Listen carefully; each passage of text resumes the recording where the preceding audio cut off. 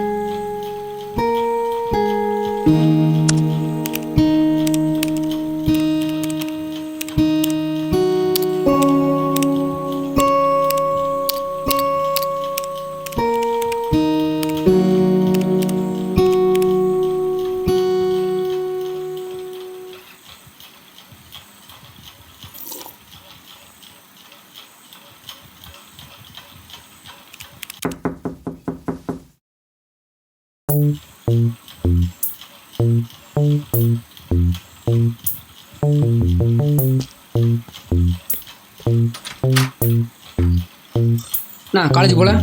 நீ ஏன் போல? நான் போய் என்ன பண்ண போறேன்? சரி வா.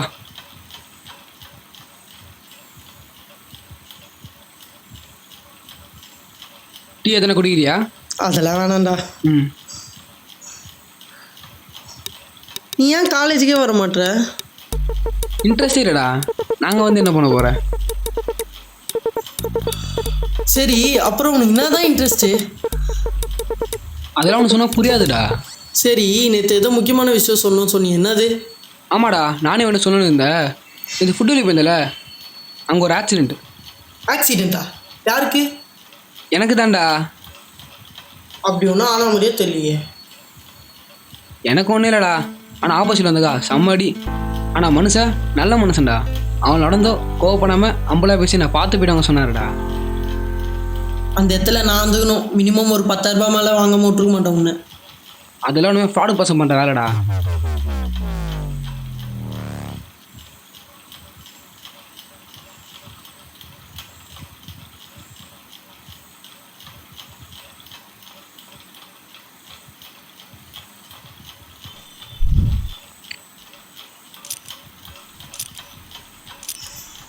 எனக்கு ஐடியா கிடைச்சிதுடா. என்னடா?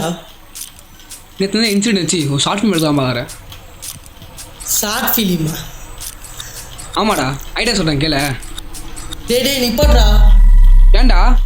இது வரைக்கும் என்கிட்ட எத்தனை கதை சொல்லியிருப்பா, அதில் ஒரு கதையாவது படமாக எடுத்திருக்கியா? அது கரெக்டான சுச்சுவேஷன் ஒன்றும் அமையலடா.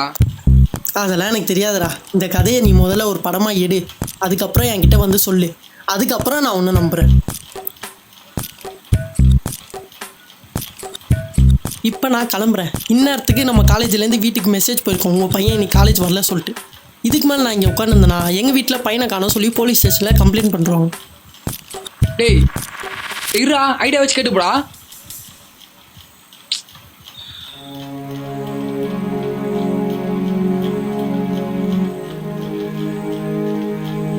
உனக்கு உன் மேலே நம்பிக்கை இருக்குல்ல, நான் படம் கரெக்டாக பண்ணுவேன். இருக்குடா. அப்போ பண்ணுறா, பார்த்துக்கலாம்.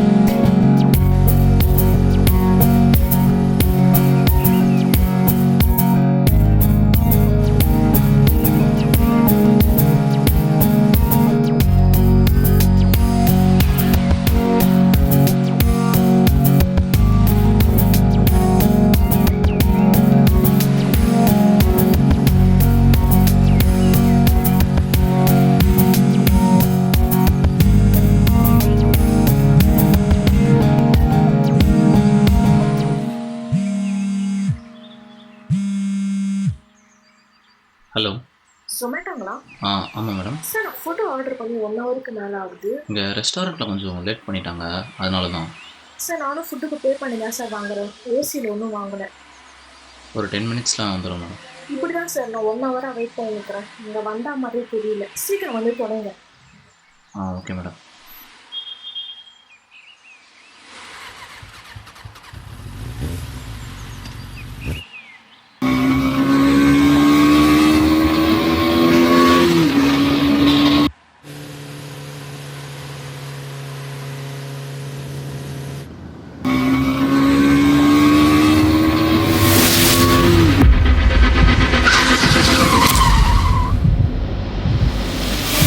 Bro sorry bro. ஒன்றும் வேணும்னு வந்து இடிக்கல.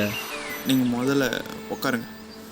இல்லை கஸ்டமர் கால் பண்ணிட்டே இருந்தாங்க, அதான் கொஞ்சம் ஸ்பீடாக. விடுங்க. Sorry bro. உங்கள் பேர் என்ன? ஜீவா ப்ரோ. சரி. இந்த வேலைக்கெலாம் போகிறீங்களே, ஒரு ஆர்டருக்கு எவ்வளோ கிடைக்கும்? ஒரு 80 ரூபா வரும் ப்ரோ. அந்த 80 ரூபாய்க்கு உங்கள் உயிர் போனால் இல்லை ப்ரோ, கஸ்டமர் கால் பண்ணிட்டே இருந்தாங்க, அதனால தான் ஸ்பீடாக வந்தேன். டக்குன்னு பைக்கை கண்ட்ரோல் பண்ண முடியல ப்ரோ. இல்லை நான் உங்களை தப்பு சொல்லலை. புரியுது ப்ரோ. நான் சொல்ல வர்றது உங்களுக்கு புரியலை. இப்போ நீங்கள் வீட்டிலேருந்து இந்த பேக் எடுத்துகிட்டு வந்துடுறீங்க, ஆனால் நீங்கள் வெளியே இருக்கீங்கன்னு கூட உங்கள் வீட்டில் யாருக்கும் தெரியாது. இப்போ உங்களுக்கு எதனா ஒன்று ஆயிடுச்சுன்னா அந்த கம்பெனியோ இல்லை கஸ்டமரோ பதில் சொல்ல போகிறது இல்லை. நீங்கள் சொல்கிறதெல்லாம் கரெக்டு தான் ப்ரோ. நான் கிளம்புறேன், நீங்கள் கிளம்புங்க. இருங்க ப்ரோ.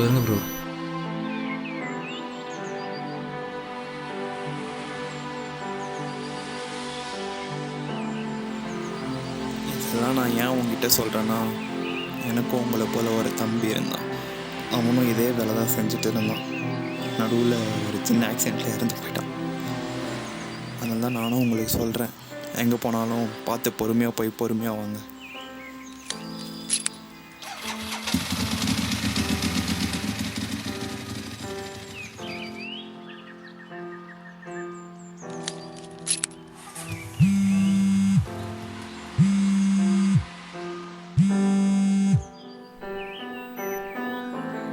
ஹலோ ஜீவா. சொல்லுமா. என்னப்பா இன்னும் வரக்கானா? இன்னும் வேலை முடியலையா? இதாம்மா லாஸ்ட் ஆர்டர். சரிப்பா, பார்த்து பொறுமையாப்பா. சரிம்மா.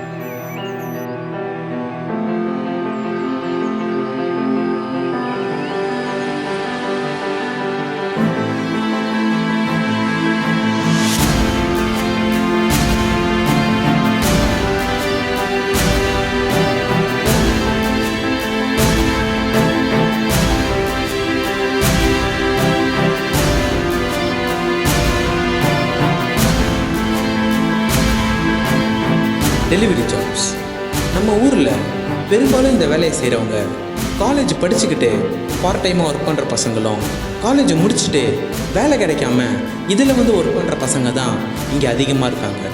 இந்த மாதிரி பசங்களோட வாழ்க்கையில் பணம் ரொம்ப முக்கியமாக தேவைப்படுது. ஏன்னா இவங்களுடைய காலேஜ் ஃபீஸ் முதல் கொண்டு தன்னுடைய செலவை நாங்களே பார்த்துக்கிறோன்னு இங்கே நிறைய பசங்க செய்கிற வேலை இந்த டெலிவரி ஜாப்ஸ். அது மட்டும் இல்லாமல் இந்த வேலை நிறைய குடும்பத்துக்குமே ஹெல்ப்ஃபுல்லாக இருக்குது. இந்த வேலையை பொறுத்த வரைக்கும் சேஃப்டி ரொம்ப முக்கியம். அப்படி இல்லைன்னா நம்ம உயிரை இழக்கக்கூட இங்கே வாய்ப்புகள் அதிகமாக இருக்குது. இந்த வேலையை செய்கிறவங்களுக்கு நான் ஒன்று சொல்லணும்னு நினைக்கிறேன்.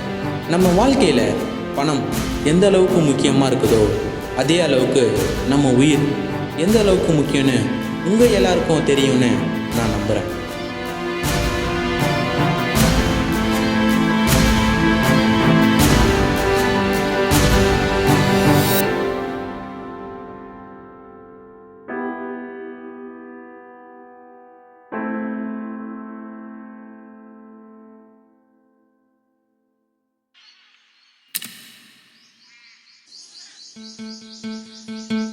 எப்படி இருக்கு இந்த ஷார்ட் ஃபிலிம் எப்படி இருக்குன்னு நான் சொல்ல மாட்டேன். இந்த படத்தை நீ ரிலீஸ் பண்ணு. ஆடியன்ஸ் கிட்டேருந்து ஒரு ஆனஸ்டான ரிவ்யூ வரும். அதான் என் ரிவ்யூ. அது சொல்ல மாட்டியா? ஏண்டா நீலாம் கலைக்காட்சியில் கஷ்டப்பட்டு படத்தை இருந்தேன், இங்கேருந்து ரிவ்யூ கேட்டால் நீ சொல்ல மாட்டேன் நான் சொல்ல மாட்டேன், லூசு மாதிரி பேசுனுங்க. இல்லை மச்சான், இதெல்லாம் நான் சொன்னால் கரெக்டாக இருக்காது. டேய் மச்சான், அன்றைக்கி ஒரு ஆக்சிடெண்ட் ஆச்சு சொன்னியா, அதை தான் படம் மாற்றி வச்சுக்கிறியா? ஆமாடா, அன்றைக்கி என்ன நடந்துச்சோ அதான் படம் மாற்றி வச்சுக்கிறேன்.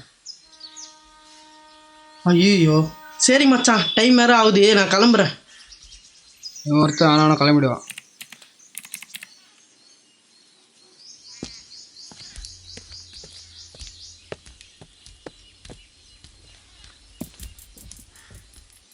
மச்சான் படம் எப்படி இருந்துச்சு தெரில, ஆனால் கான்செப்ட் நல்லா இருந்துச்சு.